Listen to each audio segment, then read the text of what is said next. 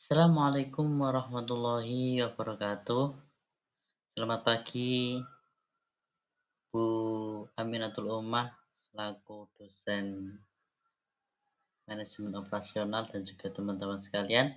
Perkenalkan, nama saya Idam Alvarez, NIM 1860311241016. Pada kesempatan ini saya akan mempresentasikan tugas akhir semester dalam mata kuliah manajemen operasional dengan judul Analisis Penerapan Manajemen Operasional pada Pengelolaan Masjid Hayatul Iman Al-Asyah sebagai lembaga dakwah.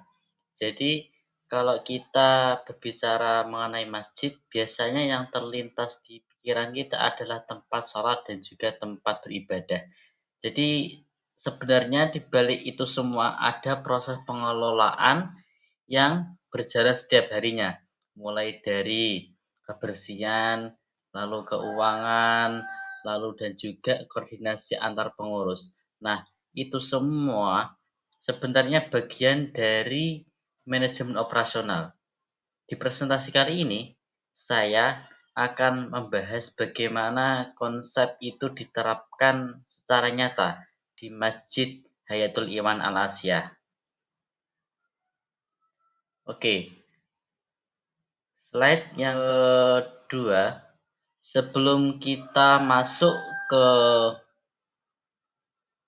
studi kasus di Masjid Hayatul Iman, saya mau menjelaskan dulu tentang pengertian manajemen operasional. Secara sederhananya, manajemen operasional adalah proses perencanaan, pengorganisasian, pengarahan, dan juga pengendalian sumber daya untuk menghasilkan barang atau jasa secara efisien dan juga efektif. Ini termasuk manajemen operasional yang bisa mengatur semua lembaga, dari mungkin lagi lembaga masjid atau kampus dan sebagainya. Tujuannya sendiri itu pasti ada 3 yang utama. Yang pertama, mengoptimalkan penggunaan sumber daya yang ada, kemudian menjaga kualitas layanan, dan yang terakhir memastikan semua proses berjalan dengan lancar dan juga konsisten serta berkelanjutan. Nah, kalau dikaitkan dengan lembaga dakwah seperti masjid, ini jadi suatu apa ya? Masjid itu bukan hanya sekadar bangunan saja, tetapi masjid adalah organisasi atau suatu lembaga dakwah yang melayani jamaah di setiap hari. Kalau operasionalnya itu tidak jalan secara baik, maka pelayanan ibadah dan program dakwahnya di situ juga akan ikut terganggu. Atau slide yang ketiga, itu ada profil masjid. Sekarang saya akan perkenalkan objek studi kasus saya. Nah, yang saya ambil ini Masjid Hayatul Iman Al-Asyah. Kenapa kok saya mengambil ini? Karena saya termasuk marbot di sana dan juga muadzin. Makanya saya ambil studi kasus di Masjid Hayatul Iman. Nah, lokasi masjid tersebut itu berlokasi di Dusun Gempol, Desa Sumberdadi, Kecamatan Sumbergempol, Kabupaten Tulungagung. Ini foto asli yang saya ambil langsung saat observasi di masjid tersebut. Masjid ini berdiri sebagai pusat ibadah sekaligus pusat dakwah bagi masyarakat Sumbergempol untuk mewujudkan masjid sebagai pusat ibadah, lalu pendidikan, dan juga serta untuk memakmurkan masyarakat dalam mencintai suatu masjid tersebut. Kemudian dari sisi kepengurusan, pasti ada yang namanya struktur terdiri dari ketua takmir, sekretaris bendahara, bidang peribadatan, bidang kebersihan dan juga perlengkapan, lalu marbot dan juga muadzin. Kemudian untuk kegiatan rutinnya di masjid ini adalah yang pasti sholat 5 waktu berjamaah, kemudian pengajian-pengajian dan juga hari-hari besar Islam. Dan di sini untuk masjid ini tidak digunakan masjid tidak digunakan untuk sholat Jumat. Oke, selanjutnya di slide 4, bentar. Analisis proses operasional. Nah, di bagian ini saya masuk ke analisis intinya ya. Jadi konsep manajemen yang diterapkan di masjid ini mencakup perencanaan, pengorganisasian, pelaksanaan, dan juga pengawasan. Kegiatan secara sistematis, walaupun secara sederhana, karena ini bersifat lembaga yang bersifat kesukarelaan atau tidak di apa ya, tidak dikasih imbalan dan sebagainya. Kalau kita lihat karakteristiknya, operasional ini bersifat jasa atau pelayanan. Artinya hasilnya tidak terwujud barang, tetapi berupa kenyamanan dan kepuasan jamaah saat beribadah. Untuk ruang lingkupnya sendiri itu cukup luas, mencakup ibadah, kemudian kebersihan, keuangan, sarana prasarana, dan juga pelayanan dakwah. Kemudian untuk pengambilan keputusan biasanya dilakukan secara musyawarah oleh takmir, kemudian berdasarkan kebutuhan dan juga kondisi jamaah saat itu juga. Jadi sifatnya kolektif, bukan sepihak. Lalu yang terakhir, untuk pengelolaan sumber daya manusianya melibatkan ketua takmir sendiri, kemudian marbot, saya dan juga teman-teman, lalu imam dan muazin yang masing-masing punya peran yang saling melengkapi demi kelancaran kegiatan masjid. Yang selanjutnya, slide yang kelima. Oke, untuk sekarang slide yang kelima adalah sistem operasional masjid.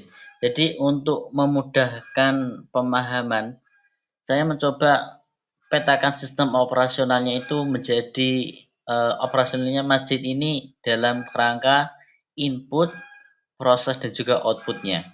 Nah, kalau kita menjelaskan dari sisi inputnya, ada jamaah, kemudian takmir, marbot, lalu muazin yang berjumlah sekitaran saya dan juga teman saya sekitaran 5 orang.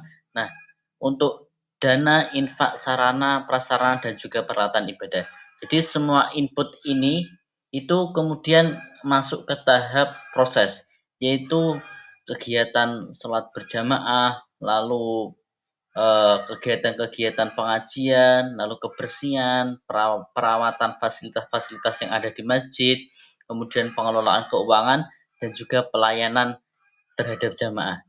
Nah, untuk hasilnya dari proses tersebut adalah outputnya, seperti jamaah yang merasa nyaman, kemudian masjid yang tetap bersih, lalu program dakwah yang berjalan secara lancar, dan juga pelayanan yang meningkat, dan pada akhirnya kepercayaan-kepercayaan masyarakat itu terhadap masjid ini juga ikut meningkat. Jadi bisa kita lihat bahwa alur sederhananya walaupun bagaimana ya, ketiganya itu saling berkesinambungan. Kalau salah satu bagian terganggu, maka outputnya juga akan terpengaruh. Untuk slide selanjutnya, slide yang keenam. Oke, untuk selanjutnya slide keenam adalah contoh operasional.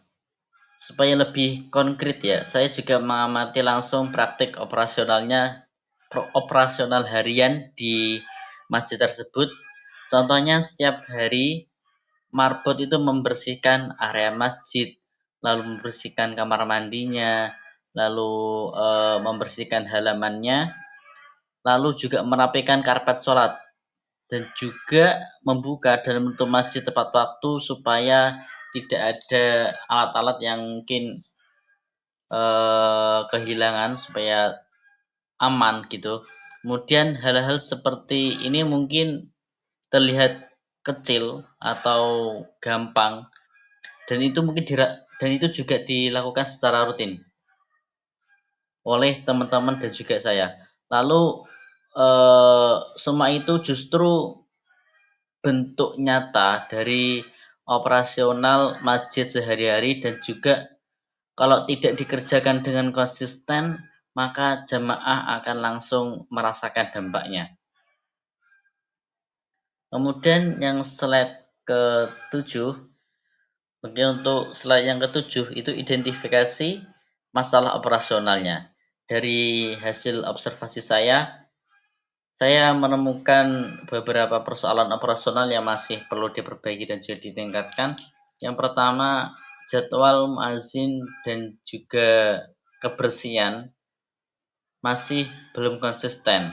Ini karena marbotnya itu rata-rata marbotnya sendiri adalah mahasiswa, yang dimana banyak sekali kegiatan-kegiatan yang di luar masjid ini yang bisa mengganggu eh, apa bisa mengganggu kegiatan-kegiatan yang ada di masjid. Jadi walaupun tidak terkoordinir secara baik, tapi kita menjalankannya secara bergantian, seperti itu. Kemudian yang kedua, perawatan inventaris masjid itu masih belum terjadwal secara rutin, sehingga kadang alat-alat seperti mic atau fasilitas itu baru diperbaiki setelah eh, peristiwa kerusakan-kerusakan. Kemudian yang ketiga, sistem administrasi masih cukup sederhana dan manual, belum terdokumentasi secara baik dan juga rapi. Kemudian yang keempat, untuk dana operasionalnya itu sendiri itu masih terbatas untuk mendukung seluruh kegiatan yang ada di masjid.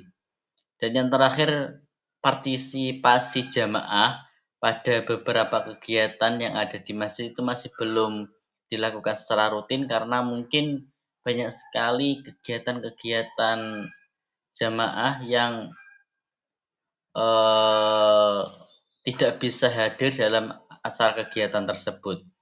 Kemudian untuk slide yang ke-8, solusi dan rekomendasi. Dari masalah-masalah tadi, saya coba merumuskan beberapa solusi yang realistis dan juga mudah untuk diterapkan nantinya.